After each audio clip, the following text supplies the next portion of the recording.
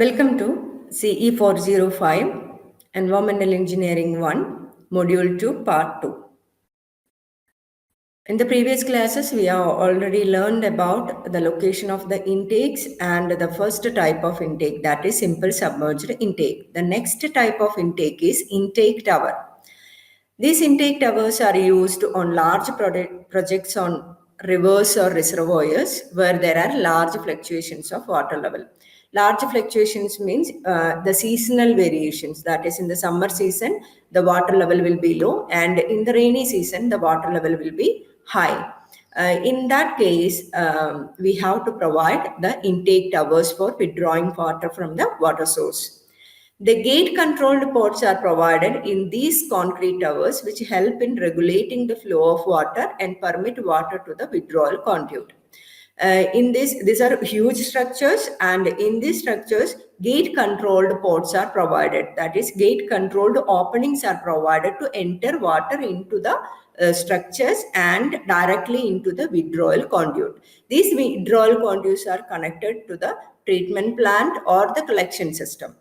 And this will be located inside the water body, that is inside the reservoir or river, where the availability of water is not so much fluctuating, and it will not obstruct the navigation path through the rivers or reservoirs. And this will be constructed in a heavy manner, that this is a huge construction, and there is a chance of acting buoyant force upon these structures, and it should be heavily constructed so that to resist the buoyant forces. And we have to move on to the types of intake towers. There are two types of intake towers, that is wet intake tower and dry intake tower. First, we will move on to the wet intake tower. This is a picture of a wet intake tower. As the name indicates, the wet intake tower is always wet.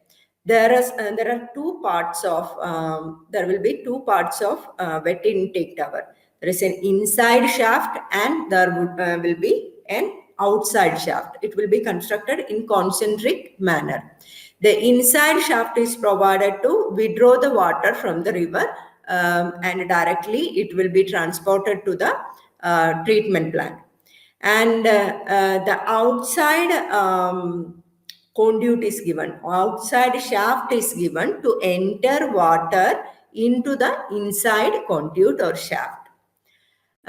This outside shaft is provided in such a way that there will be openings in this outside shaft to enter water into the outside shaft that is concentrically constructed. The water level in the outside shaft will be in such a way that it will coincide with the water level in the reservoir or in the river. And from this outside shaft, the water is entered into the inside shaft by opening the gate provided for entering water. In this figure, you can see the gate controlled ports are opening in the inside shaft. According to the water level, according to the seasonal variations, these ports are opened. In the rainy season, the topmost ports are opened so that there will be little obstruction due to the wooden logs, leaves, and other heavy particles enter into the water collection system. And in the summer season, the lower ports are opened.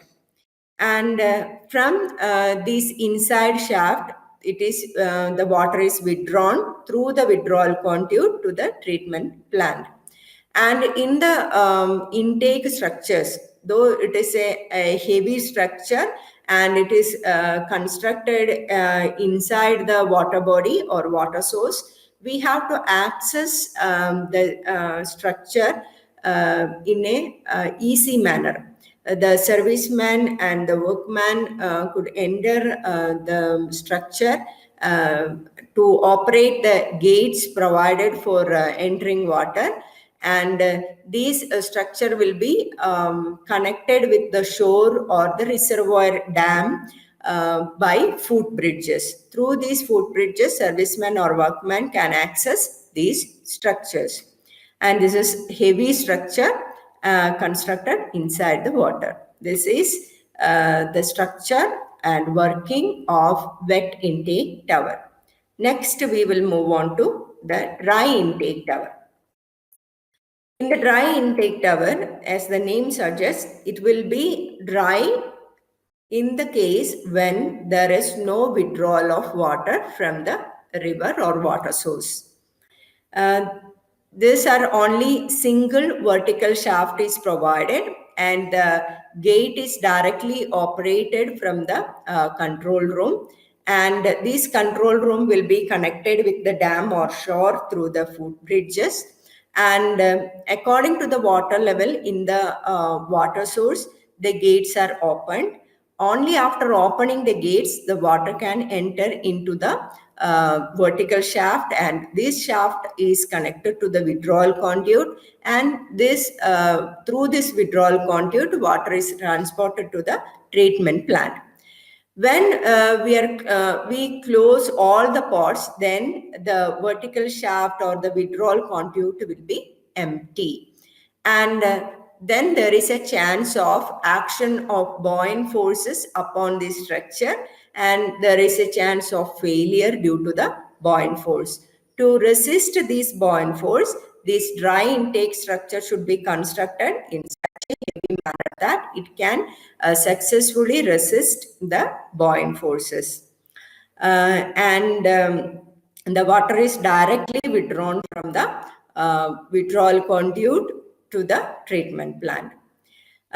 This is the structure and working of a dry intake towers.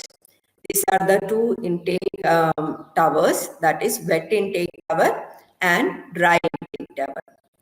I hope you all well understood what is the intake towers, and by this I am winding up this session. Next class we will study about another intakes. Till then, bye bye.